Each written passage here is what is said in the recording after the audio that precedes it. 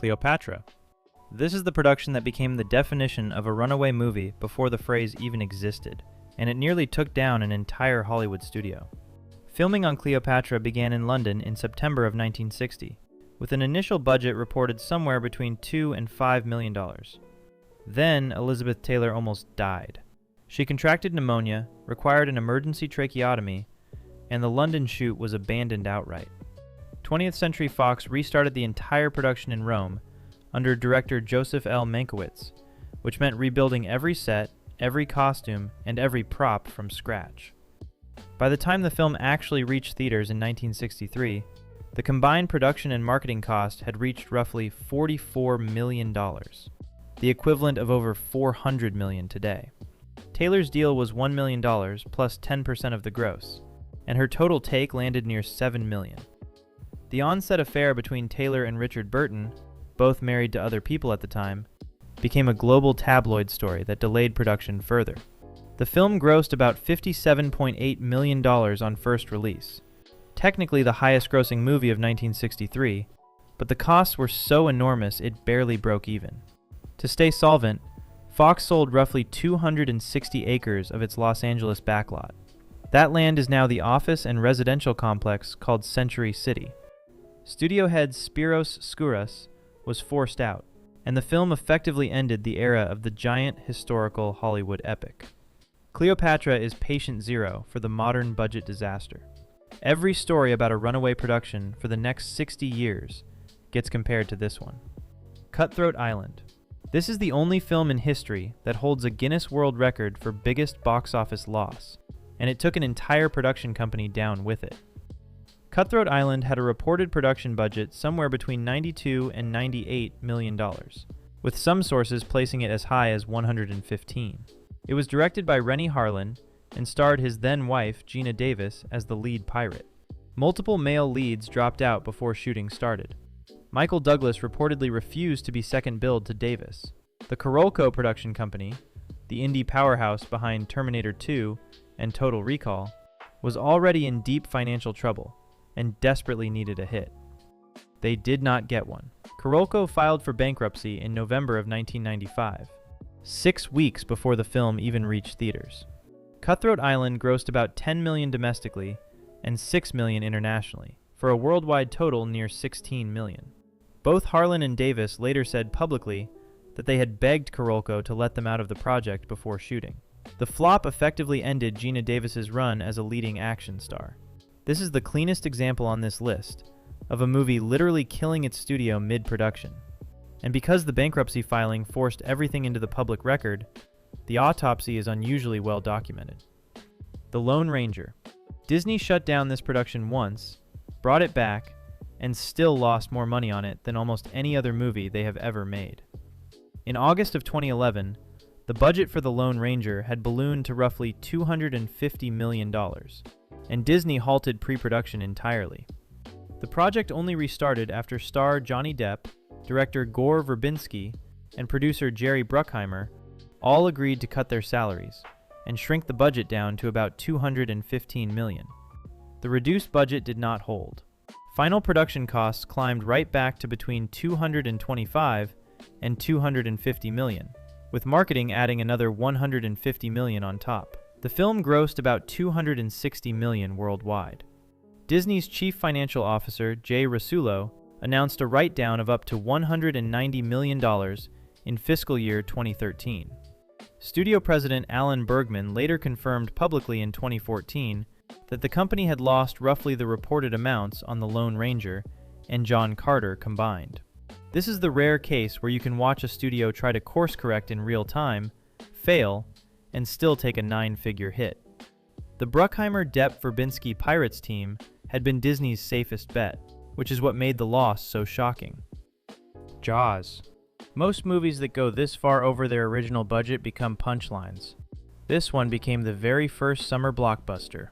Steven Spielberg's Jaws started with a budget of about $4 million. By the time it wrapped, the final production cost was reported somewhere between $9 and $12 million depending on the source.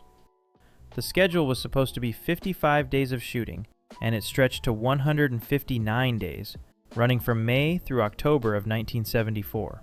The three animatronic sharks, jointly nicknamed Bruce, were designed for fresh water.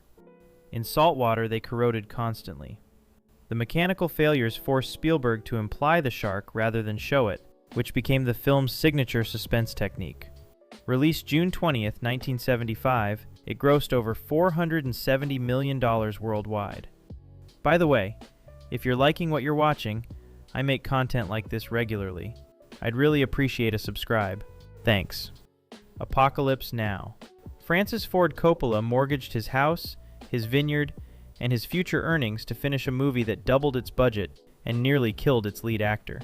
Apocalypse Now began with a budget of about $12 million, financed personally by Coppola after every major Hollywood studio had passed on the project. The shoot was supposed to take 6 weeks in the Philippines. It ran 238 days.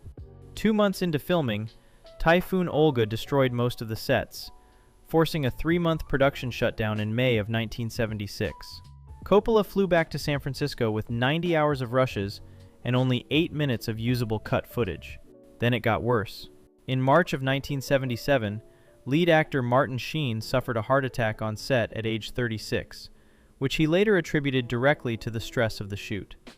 Marlon Brando arrived dramatically overweight and reportedly unprepared, having refused to read the source novel, Joseph Conrad's Heart of Darkness.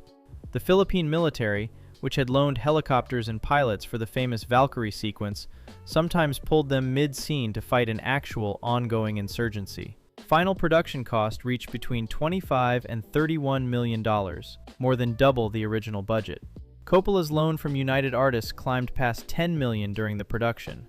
The film finally opened in August of 1979 and grossed about $150 million worldwide. Apocalypse Now is the textbook case of an auteur production where the chaos on set blurred into the movie itself. The documentary Hearts of Darkness, made by Coppola's wife Eleanor, captured most of it on camera and is now part of the canon. The Marvels. The first version of this Marvel sequel was budgeted around $130 million. By the time it reached theaters, it had cost almost 3 times that. Directed by Nia DaCosta, with Brie Larson, Tiona Paris, and Iman Vellani as the leads, The Marvels was initially reported in Vanity Fair at a production budget near $130 million. The final cost climbed to between $274 million and $374 million, depending on which industry source you trust. About $100 million of that came from reshoots alone. 4 weeks of reshoots in April of 2023 were brought in to fix storyline coherence, tied to broader Marvel Studios restructuring. Disney's total estimated loss came in between $200 and $300 million. The 13th Warrior. The original budget was $85 million, and then the author of the book showed up and ordered the entire third act reshot.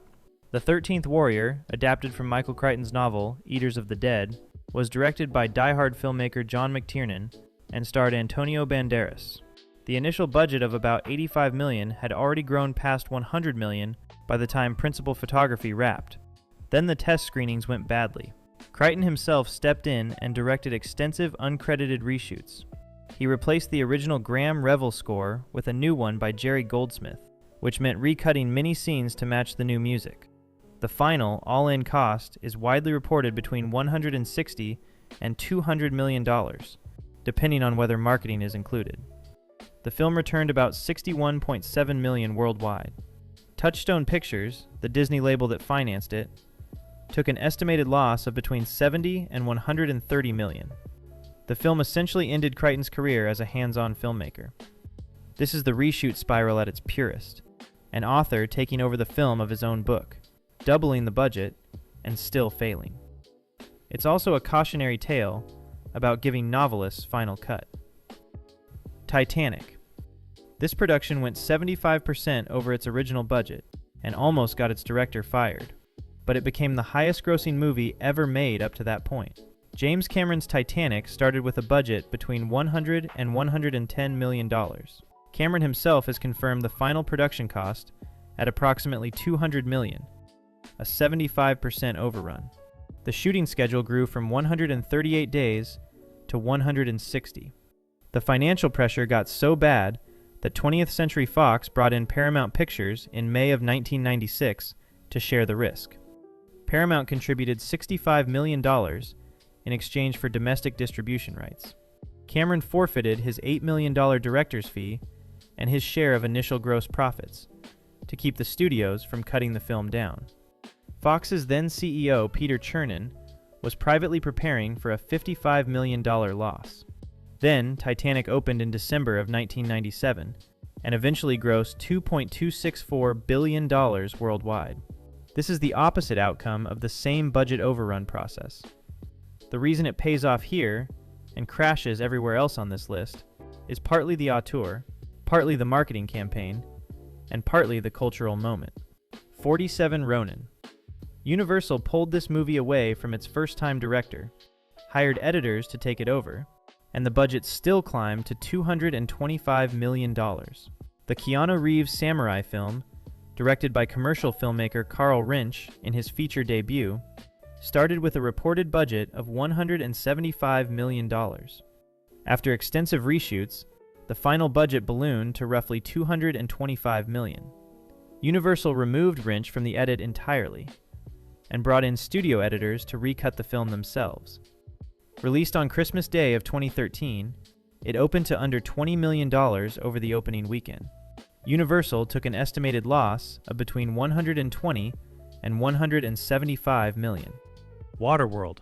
A hurricane sank one of the main sets, and the budget went from $100 million to $175 overnight. Universal's Waterworld started in 1995 with a $100 million budget, the largest in the studio's history at the time. By the middle of 1994, the budget had grown to $135 million. The final production cost landed between $172 and $175 million, and the all-in cost, including marketing, pushed it near $235 million. One of the floating sets, the atoll structure, sank during a Hawaiian storm and had to be rebuilt from scratch. Star Kevin Costner reportedly put $22 million of his own money back into the production to finish it. Shooting at sea created near-constant weather, safety, and continuity problems that extended the schedule by roughly 3 months. Released July 28, 1995, the film grossed about $264 million worldwide. Universal eventually recovered most of the loss through home video, syndication, and a Waterworld stunt show at Universal Studios theme parks, which still runs today. This is the canonical example of why you do not shoot a tentpole on open water. It also shows how home video and theme parks can quietly clean up a theatrical disaster that the box office never would. John Carter. This is the live-action film where a Pixar director kept reshooting like he was still at Pixar, and Disney took a $200 million write-down because of it. John Carter was directed by Andrew Stanton, the Pixar veteran behind Finding Nemo and Wall-E, in his live-action debut. The gross production budget was reported at approximately $306.6 million. After a $42.9 million United Kingdom tax rebate, the net production budget came down to around $263.7 million. Marketing added over $100 million on top. Stanton reportedly scrapped and reshot large portions of the film, treating it like a Pixar animation iteration cycle. Released March 9, 2012, it grossed about $184 million worldwide. Disney announced a $200 million write-down within 2 weeks of release. Studio chief Rich Ross resigned in April of 2012, less than 2 months after the film opened. John Carter is the case study for what happens when you let an animation director run a live-action shoot like a CG iteration cycle. Every studio that has hired an animation director for live-action since has used this as a reference point. Baron Munchausen. Terry Gilliam's 18th century fantasy was so chaotic on set that the trade press was already writing budget post-mortems while it was still shooting. The Adventures of Baron Munchausen started with a budget of about $20 million in 1987. The final production cost climbed past $46 million by the time it wrapped. Production at Cinecittà Studios in Rome was hit with elephant stampedes, disputed shooting rights, and producer turnover. A Los Angeles Times feature called the production an over-budget nightmare, a full 14 months before the United States release. Gilliam reportedly punched a hole in his own car window during one production standoff. Released in the United States in March of 1989, the film grossed roughly $8 million. This is the European edition of the Runaway production. Same disaster, but with European studio politics and a director famous for fighting the system. Heaven's Gate. This is the movie that gave Runaway Productions their name, and the only one on this list that genuinely ended an entire Hollywood studio's independence.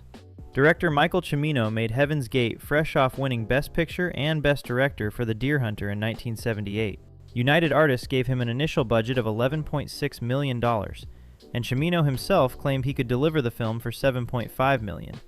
After 6 days of shooting, he was already 5 days behind schedule. He had spent $900,000 and had exactly 1 minute of usable footage to show for it.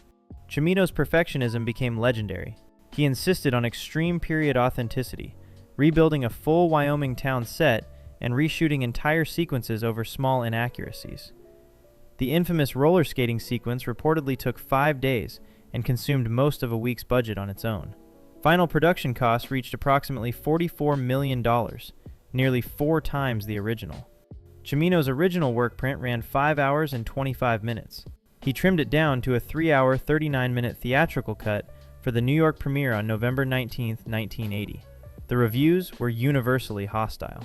United Artists pulled the film from theaters within days and re-released a shortened 149-minute cut the following spring. Final domestic theatrical gross of about $3.5 million. Owner Transamerica sold United Artists to MGM the next year, in 1981, ending the studio's 6 decades of operation as an independent. It's worth noting that United Artists was already weakened by executive walkouts and other 1980 flops. But Heaven's Gate was the final blow. The film has been critically reappraised since the early 80s, but the budget story is the angle that defines it. This is the founding myth of the Runaway production. Every conversation about a movie going over budget for the next 40 years circles back to Heaven's Gate. If this was interesting to you, consider subscribing so you catch every new video. Thanks for watching.